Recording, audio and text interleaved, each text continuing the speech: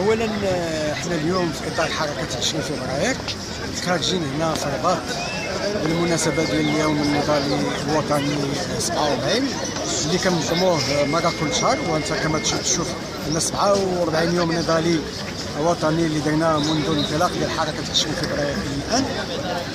ونحن الان يعني على اهبه الاستعداد للذكرى الرابعه لانطلاق الحركه ديال 20 فبراير.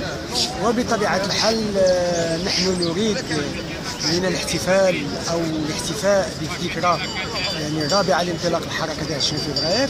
بغينا باش انه نبينوا بان اولا الحركه 20 فبراير لا زالت موجوده ولا زالت حيه ولا زالت قابله للحياه والتطور، وان كل شيء هو بيد المناضلات والمناضلين. واذا قرر المناضلون والمناضلات ان تتوسع هذه الحركه وتتعمق فكل شيء بيدهم. ولا بد بالنسبه الينا ان ننهض بهذه الحركه لاننا نعتبرها كامان ديمقراطي للشعب المغربي، واننا نعتبرها هي الفضاء المشترك لكافه الديمقراطيين المناهضين للمخزن للاستبداد للفساد. هي الفضاء المشترك لكافه من يريد مغرب الكرامه والحريه والمساواه والعداله الاجتماعيه والديمقراطيه وحقوق الانسان.